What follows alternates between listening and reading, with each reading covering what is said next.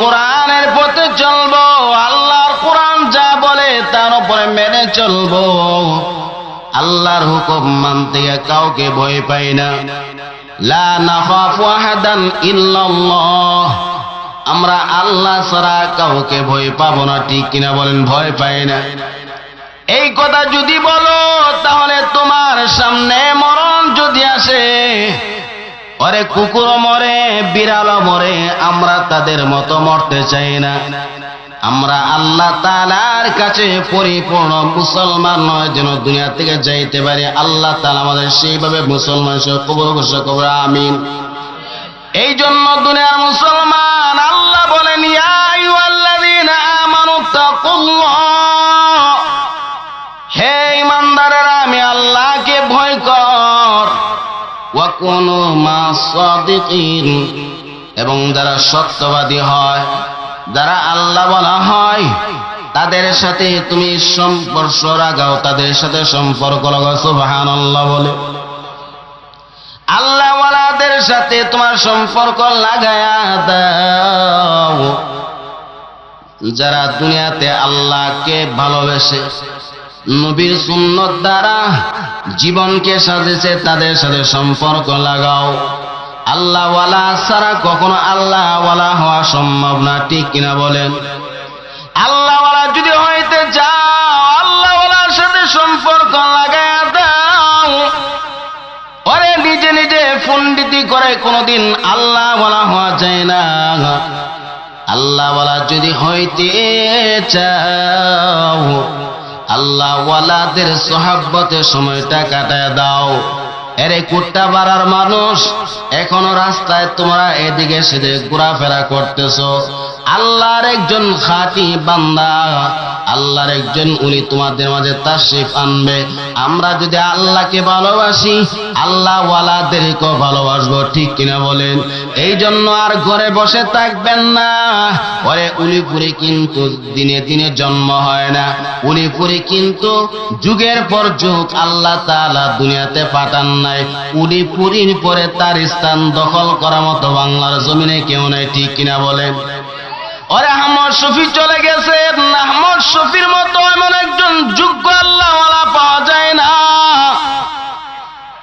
মুফতি আমিন রহমাতুল্লাহ আলাইহি চলে গেছেন, আর মুফতি আমিনের মতো কাউকে আমরা খুঁজে পাই না, মুফতি আমিনের মতো কাউকে দেখবো না, ঠিক কিনা বলেন? ওরে ফখরে বাঙ্গাল চলে গেছে, ফখরে বাঙ্গালের জায়গা কেউ কোনোদিন পূর্ণ করতে পারবে না। ওরে ব্রাহ্মণবাড়া বড় হুজুর চলে গেছে, বড় হুজুরের মতো আর বড় হুজুর জিন্দেগিতে আমরা পাবো না। আমরা তাকতে কদর করব, আল্লাহ ওয়ালাদেরকে আমরা তাকতে কদর করব, ঠিক কিনা বলেন? আল্লাহ ওয়ালাদেরকে মহাব্বত করা মানে স্বয়ং নবীকে মহাব্বত করা, নবীকে মহাব্বত করা মানে আমার আল্লাহকে মহাব্বত করা, ঠিক কিনা?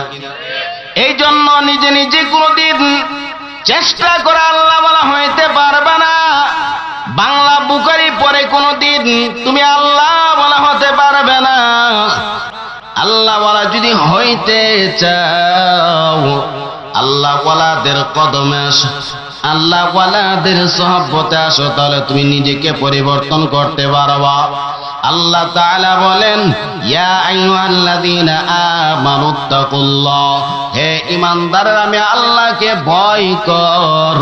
ওয়া কুনু মা'আস সাদিকিন, যারা আল্লাহ ওয়ালা হয় আল্লাহ ওয়ালাদের সাথে সম্পর্ক লাগাও। সুবহানাল্লাহ। এই জন্য দুনিয়ার মানুষ আমরা এমন একটা দুনিয়াতে আসলাম যে দুনিয়াতে সব জিনিসের গ্যারান্টি হয়, জীবনের কোনো গ্যারান্টি নেই, মরতে তো হবে। আমরা যদি আল্লাহকে যদি ভয় করে যদি মরণ যদি হয়, এই মরণটা হবে আমাদের জন্য আল্লাহর রেজা বন্দির একটা উসিলা। সুবহানাল্লাহ। এই জন্য আমরা দুনিয়াতে এসেছি। আমরা কেন এসেছি? আল্লাহ আমাদেরকে কেন পাঠিয়েছেন? আল্লাহ বলেন, আফাহাসিবিতুম আন্নামা খালাকনাকুম আবাসা, এরে দুনিয়ার মানুষ তোমরা কি মনে করেছো আমি আল্লাহ অযথা বেহুদা তোমাদেরকে দুনিয়াতে পাঠালাম? বলে না না বান্দা, আমি আল্লাহ অযথা বেহুদা দুনিয়াতে পাঠাই নাই। বান্দা আরামে খাবে, বান্দা আরামে ঘুমাবে, মন যেভাবে চায় বান্দা সেভাবে তোমার জীবনটা চালাইবে বলে হবে না। আল্লাহ তাআলা তোমাকে একটা নিয়ামত দিয়েছেন, সেটা হলো হায়াতে জিন্দেগি, ঠিক কিনা বলেন? আল্লাহ আপনাকে আমাকে একটা নিয়ামত দিয়ে দুনিয়াতে পাঠিয়েছেন, যে নিয়ামতের কদর আমরা করি না, আমরা অযথা সময় এখানে সেখানে কাটায় দেই। আল্লাহ তাআলা বলে, বান্দা এই দুনিয়াটা হলো কান্না করার জায়গা রে বান্দা। যদি দুনিয়াতে কান্না করতে পারো, হায়াতের যদি তুমি হিসাব করে যদি চলতে পারো, প্রত্যেকটা সেকেন্ড যদি চিন্তা করো, ওরে দুনিয়াতে আমরা তো এসেছি আসার সিরিয়াল আছে, যাওয়ার কোনো সিরিয়াল নাই। আরে কোন দিন যেন আমার মরণ হয়, কোন দিন যেন আমার আজরাইল আমার সামনে এসে দাঁড়ায়, আল্লাহর সামনে চলে যাব। আমার আল্লাহর সামনে যদি চলে যায়, আমি কি নিয়ে যাব? ওরে আল্লাহর সামনে তোমাকে যেতে হবে। আল্লাহ তাআলা বলেন, কুল ইন্নাল মাউতাল্লাযী তাফিরুনা মিনহু ফাইন্নাহু মুলাকীকুম। হে পয়গম্বর, আপনি জানায়া দেন, ফাইন্নাহু মুলাকীকুম মিনহু। আল্লাহ তাআলা বলেন, কুল ইন্নাল মাউতাল্লাযী, যে মরণ থেকে, আল্লাযী, কুল ইন্নাল মাউতাল্লাযী তাফিরুনা মিনহু, যে মরণ থেকে তারা ভাগতে যায়, তোমরা ভাগতে যাও, ফাইন্নাহু মুলাকীকুম, নিশ্চয় এই মরণ তোমাদের সাথে মুলাকাত করবে, সাক্ষাৎ করবে। সুবহানাল্লাহ। সুম্মা তুরাদ্দুনা ইলা আলিমিল গায়বি ওয়াস শাহাদা, এরপরে মরণ তোমাকে এমন একজন মালিকের দরবারে তোমাদেরকে নিয়ে যাবে, যিনি ফায়ুনাব্বিউকুম বিমা কুনতুম তা'মালুন। আল্লাহ তাআলা বলে, বান্দা জীবনে কতটা গুনাহ করেছো, রাতের বেলায় কতটা অন্যায় করেছো, জীবনে কতগুলা খারাপ কাজ করেছো। ওরে বিবিকে ফাঁকি দিতে পারছো, মাকে ফাঁকি দিতে পারছো, বাবাকে ফাঁকি দিতে পারছো, কিন্তু আমি আল্লাহকে ফাঁকি দিতে পারো নাই। আরে বান্দা তুই তাকা দেখ, অমুক দিন রাত এতটা সময় বান্দা তুমি নাফরমানে কাজটা করেছো। এই জন্য আল্লাহ বলে, বান্দা আমি আল্লাহর দরবারে আসার আগে একবার বান্দা তুমি মরণের কথা চিন্তা করো। ওরে মরণ যদি হয়, এই মরণের পরে তোমাকে কবরে রাখা হবে, কবরে তাইকা যতই কান্না করো কোনো লাভ হবে না, ঠিক কিনা বলেন? আজকে তুমি নামাজ পড়ো না, কবরে গেলে যদি নামাজ পড়ো কোনো লাভ হবে না। ও বান্দা, আজকে তোমার চোখের পানি পড়ে না, যদি কবরে গিয়া যদি চোখের পানি ফেলো বলে কোনো লাভ হবে না। দুনিয়া হলো কান্না করার জায়গা। এই দুনিয়াতে এসে যে বান্দা বেশি বেশি করে কান্না করো, মালিকের দরবারে মর্তবা বেড়ে যাবে। সুবহানাল্লাহ। ওরে বড় হুজুর রহমাতুল্লাহ আলাইহি, ফখরে বাঙ্গাল রহমাতুল্লাহ আলাইহি, এমনিতে আল্লাহর এত খাঁটি পেয়ারা বান্দা হতে পারে না। আল্লামা নুরুল ইসলাম উলুপুরি দামাত বারকাতুম এমনিতে আল্লাহর এত খাঁটি বান্দা হতে পারেন নাই। গিয়া দেখেন তারা আল্লাহ তাআলার কাছে বিনা বিনা নিজের জিন্দেগির জন্য কান্না করে। সুবহানাল্লাহ। ওরে আল্লাহর কাছে কান্না করবা, আল্লাহ তাআলা আপনাদের মর্যাদা বাড়ায় দেবেন, আবার মর্যাদা বাড়ায় দেবেন। আল্লাহ তো এমন মায়ের আল্লাহ, আল্লাহর কাছে জিন্দেগির গুনার জন্য যদি আপনি অপরাধী হয়ে যদি আত্মসমর্পণ করেন, আল্লাহ তাআলা বলে বান্দার মর্যাদা আমি আল্লাহর কাছে বেড়ে যাই। সুবহানাল্লাহ। দুনিয়ার আদালতে বান্দা যদি অপরাধ স্বীকার করে, তাহলে তার জন্য শাস্তি নির্ধারিত হয়ে যায়। কিন্তু আল্লাহ বলে, বান্দা আমি আল্লাহর দরবারতে এমন একটা দরবার, যেই দরবারের মধ্যে তুমি যত কান্না করবা তোমার মর্যাদা আল্লাহ পাক তত বাড়ায় দেবেন। সুবহানাল্লাহ। এই জন্য আল্লাহ কি বলে করেন, আল্লাহ আমি দুনিয়ার সবাইকে ফাঁকি দিতে পারবো, আল্লাহ তোমাকে কখনো ফাঁকি দিতে পারবো না। আল্লাহ যদি আমাকে ধরে ফেলো তাহলে আমার কোনো উপায় হবে না। এই জন্য দুনিয়ার মুসলমান, মরণ তো আমাদের হবে, এই দুনিয়া থেকে আমরা একদিন চলে যেতে হবে। কোন দিন জানি দুনিয়া থেকে আমরা চলে যাই আমরা তো জানি না। আজকে রাতে যদি আমার মরণ হয় আগামী কাল হবে আমার জন্য পরকাল, ঠিক কিনা বলেন? আল্লাহর দরবারে যদি চলিয়া যায় আল্লাহ তাআলা আমাদের এই ধন সম্পদ গুলা কোনো কিছুই দেখবে না। আল্লাহ দেখবে বান্দা তুমি কতটা আমল করেছো, কতটা আল্লাহ তাআলার গোলামি করেছো। আল্লাহ তাআলা বলে বান্দা আত্মসমর্পণকারী হও আর পরিপূর্ণভাবে আল্লাহ তাআলাকে ভয় করো। সুবহানাল্লাহ বলে। আল্লাহ তাআলাকে পরিপূর্ণভাবে ভয় করো, আল্লাহকে ভয় কর। আল্লাহ তাআলা বলেন ওয়া মান ইয়াত্তাকিল্লাহ ইয়াজআল লাহু মাখরাজা, যারা আল্লাহ তাআলাকে ভয় করবে আল্লাহ তাআলা তাকে বাঁচার, গুনাহ থেকে বাঁচার মতো রাস্তা বানায় দেবে। সুবহানাল্লাহ। ওরে নিজে নিজে কোনোদিন গুনাহ থেকে বাঁচতে পারবেন না, আপনি আমি কোনোদিন গুনাহ থেকে বাঁচতে পারবো না। আল্লাহ বলে বান্দা গুনাহ থেকে যদি বাঁচতে চাও একটা মেডিসিন গ্রহণ করো। সুবহানাল্লাহ বলেন। একটা ওষুধ বান্দা গ্রহণ কর, সেই ওষুধটার নাম হলো তাকওয়া, আল্লাহকে ভয় করা। আল্লাহ তাআলাকে যদি ভয় করতে পারেন আল্লাহ তাআলা অটোমেটিক আপনাকে গুনাহ থেকে বাঁচিয়ে দিবেন। সুবহানাল্লাহ বলেন। এই জন্য আল্লাহ তাআলা হযরত ইউসুফ আলাইহিস সালাতু ওয়াস সালামকে জুলাইখার চক্রান্ত থেকে হেফাজত করেছেন। জুলাইখা যখন হযরত ইউসুফ আলাইহিস সালাতু ওয়াস সালামকে ধরতে যায় মনের খায়েশাত মেটানোর জন্য, আপনারা সকলেই জানেন আল্লাহ তাআলার ভয়। হযরত ইউসুফ আলাইহিস সালাতু ওয়াস সালাম বলেন জুলাইখা আল্লাহকে ভয় করো। জুলাইখা বলে আল্লাহকে তিনি চেনে না, কারণ জুলাইখার কাছে তখন আল্লাহর একত্ববাদের বাণী পৌঁছানো হয়নি। জুলাইখা তার দেবতাগুলার সামনে একটা পর্দা টানে দিয়ে বলে দেখো খুদাকে ডেকে ফেলেছি। হযরত ইউসুফ আলাইহিস সালাতু ওয়াস সালাম বলে জুলাইখা আমার আল্লাহকে কখনো পর্দা দ্বারা ঢাকা যাবে না। আল্লাহু আকবার বলেন। জুলাইখা তুমি যেখানে যে অবস্থায় থাকো না কেন আল্লাহকে কখনো ফাঁকি দেওয়া সম্ভব হবে না। এবার জুলাইখা যখন মানতে চায় না হযরত ইউসুফ আলাইহিস সালাতু ওয়াস সালাম আল্লাহর দরবারে সিজদা দিয়ে পড়ে কান্না করে আল্লাহ আমি দুনিয়াতে তোমার আসামি হয়ে কবরে যেতে চাই না। আয় আল্লাহ তোমার কাছে আসামি হয়ে যদি আমি দাঁড়াই আল্লাহ আমার কোনো উপায় হবে, আল্লাহ আমাকে তুমি হেফাজত করো, আল্লাহ আমাকে তুমি হেফাজত করো, তোমার আমাকে হেফাজত করো। আল্লাহ তাআলার কাছে বলে আল্লাহ আমাকে হেফাজত করো। আল্লাহ তাআলা দেখতেছেন হযরত ইউসুফ আলাইহিস সালাতু ওয়াস সালাম আল্লাহকে পরিপূর্ণভাবে ভয় করলো। আল্লাহ তাআলা জানায় দিলেন ইউসুফ আমার এই নাফরমানি থেকে যদি বাঁচতে চাও তাহলে এই মুহূর্তে একটা দৌড় দাও।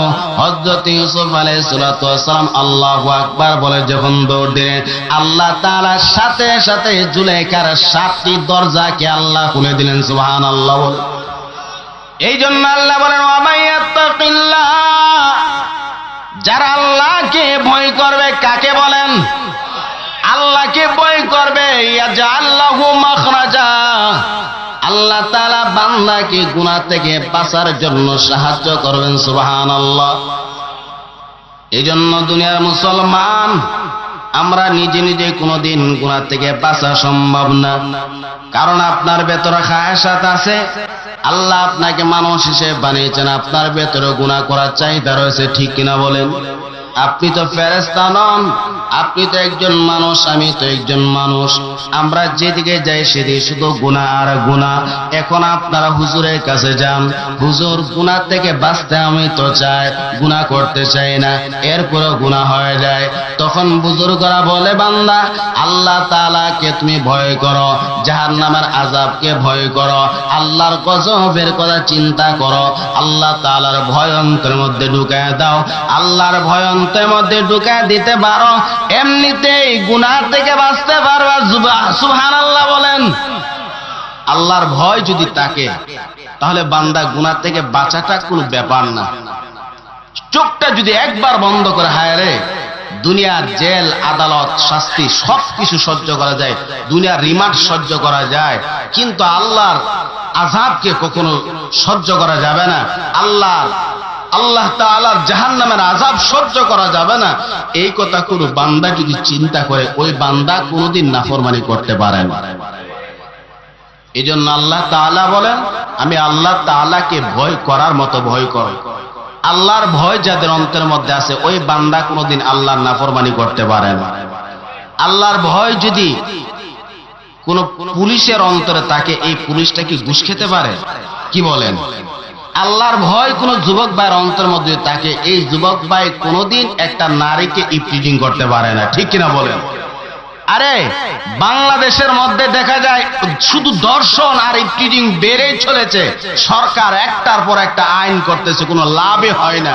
তাহলে বোঝা গেল যুবকের অন্তরে জেল ফাঁসি এইগুলার কোনো ভয় নাই, এইগুলার ভয় নাই। এই জন্যই সে ইফটিজিং এর মধ্যে জড়িত আছে। যুবকের অন্তরের মধ্যে বাংলাদেশের শাস্তি, জেল, তার শাস্তি, এইগুলা কিছুই মনে করে না। এই জন্যই সে দিনের পর দিন অন্যায় করে যাচ্ছে। আল্লাহর ভয় অন্তরের মধ্যে যুবকের ঢুকায় দেন, দেখবেন তো ওই যুবকটা কোনোদিন আল্লাহর নাফরমানি করতে পারে না। আল্লাহর ভয় কোন নারীর অন্তরে যদি থাকে, এই নারীটা কখনো তার স্বামীর আমানতের খেয়ানত করতে পারে না। ঠিক কিনা বলেন? আজকে সমাজে পরকীয়া, আজকে মেয়েদের অবৈধ সম্পর্ক, এইগুলা বেড়েই চলেছে। কারণটা কি? আল্লাহর ভয় নাই। ঠিক কিনা বলেন? আল্লাহর ভয় যদি কোনো ব্যবসায়িকের অন্তরের মধ্যে থাকে, এই ব্যবসায়িক তার ব্যবসার মধ্যে কোনোদিন 2 নম্বরই করতে পারে না। আল্লাহর ভয় যদি কারো অন্তরের মধ্যে থাকে, এই মানুষটা কোনোদিন কারো হক মারতে পারে না। এই জন্য আল্লাহ তাআলা বলেন, তুমি আল্লাহ তাআলাকে ভয় করার মতো ভয় করো, তাহলে তুমি প্রকৃত মুমিন হতে পারবে। এখানের মধ্যে আল্লাহ তাআলা বলেছেন, ওয়ালা তামুতুন্না ইল্লা আনতুম মুসলিমুন, তোমরা মৃত্যুবরণ করবে না প্রকৃত মুসলমান না হয়। তাহলে বোঝা গেল প্রকৃত মুসলমান হতে হলে আল্লাহর ভয় থাকতে হবে। ঠিক কিনা? আল্লাহর ভয় যার অন্তরের মধ্যে নাই, তাকে প্রকৃত মুমিন বলা যায় না। এই জন্য বাবা, এই দুনিয়াতে আসছেন, আমি আসছি, সবাই একদিন চলে যেতে হবে। আমরা চোখটা বন্ধ করলে আমাদের কি উপায় হবে সেটা একবার ভেবে দেখেছেন? আজকে যদি রাতটা আপনার জীবনে যদি শেষ রাত হয়, আল্লাহর কাছে কি জবাব দিবেন বলেন? আল্লাহ তাআলা তো বান্দাকে ক্ষমা করার জন্য বসে আছেন। আল্লাহ তাআলা বলেন, বান্দা জমিন থেকে নিয়ে আকাশ পর্যন্ত গুনাহ করেছে, কোনো সমস্যা নেই, আমি আল্লাহ তাআলার দরবার থেকে কখনো নৈরাশ হবে না। আমি আল্লাহ তাআলা তোমাকে ক্ষমা করার জন্য বসে আছি। সুবহানাল্লাহ। আমি আল্লাহর কাছে কাঁদো, তোমার মর্যাদা বেড়ে যাবে। আমি আল্লাহর কাছে যদি কাঁদতে পারো, তোমার মর্যাদা বেড়ে যাবে। আল্লাহ তাআলার কাছে বান্দা যখন কাঁদে, বান্দার মর্যাদা আল্লাহর কাছে বেড়ে যায়। আল্লাহকে ভয় করলে আল্লাহ তাআলা বান্দাকে মুসিবত থেকে বাঁচান। আল্লাহ তাআলা বান্দার জিম্মাদারি গ্রহণ করেন। সুবহানাল্লাহ। এই জন্যই যদি গুনাহ নিয়ে কবরে যাই, কি উপায় হবে আমাদের? আল্লাহর কাছে কি কখনো বলতে পারবো, আল্লাহ আবার আপনি দুনিয়াতে আমাদেরকে পাঠিয়ে দেন, আমরা আপনাকে ভয় করব। আল্লাহ আপনার আযাবকে বিশ্বাস করেছি, আপনার আযাব চোখে দেখেছি। আল্লাহ তাআলা কি সুযোগটা কখনো আমাদেরকে দেবেন? বলেন, কখনো কি দেবেন? তাহলে এই ভয়টা যদি আমাদের, মরণ যে আমাদের পেছনে লেগে আছে, আমরা কি মরণ থেকে ফাঁকি দিতে পারবো? আমরা কি মরণ থেকে পালিয়ে বাঁচতে পারবো? আমরা যদি বাংলাদেশের হয়ে যদি আমেরিকাতে চলে যাই, সেখানে কি আজরাইল আমাদেরকে ধরতে পারে না? আইনামা তাকুনু ইউদরিকুমুল মাউত, তোমরা যেখানেই থাকো মৃত্যু তোমাদেরকে গ্রাস করবে, বাঁচার কোনো উপায় নাই। এই মৃত্যু থেকে বাঁচার জন্য যদি আপনি লোহার প্রাচীর যদি বানান, আজরাইল কি সেখানে যাবে না? অবশ্যই বাবা যাবে। 1 সেকেন্ড আগেও যাবে না, 1 সেকেন্ড পরেও যাবে না। আপনি আমি সবাই চলে যেতে হবে। আমার সন্তান আমাকে রেখে চলে গেছে, অথচ আমার সন্তান এসেছে আমার পরে। সিরিয়ালটা ছিল আমার, কিন্তু আমার সন্তান চলে গেছে। তাহলে আমি এই কথাটাই গভীর রাত হলে চিন্তা করি, হায় রে, এই সন্তানকে এত মহব্বত করতাম, আমার কলিজার টুকরা সন্তান। আমার সন্তানটা কত মহব্বতের ছিলেন জানেন? আমি যখন রাত 2টা-3টা বাজে মাহফিল করে অথবা বিভিন্ন কাজের মধ্যে অনেক সময় রাত হয়ে যায়, যখন বাসাতে যেতাম, আমার গাড়ির আওয়াজটা শোনার সাথে সাথে আমার ছেলেটা দৌড়ে বাইরে চলে আসতো। তারপরে আমি তাকে কুলে নিলে তারপরে সে ঘরে যেত। আবার মাদ্রাসায় যখন যেতাম, আমার গাড়ির চাবি দিত, তারপর আমার জুতাটা এগিয়ে দিত, আবার তাকে আদর করে আসতে হতো। এই কলিজার টুকরা সন্তানটা চলে গেছে, আমাকে একটা সিগন্যালও দেয় নাই, আমি তাকে রেখে মাদ্রাসায় চলে গেছি।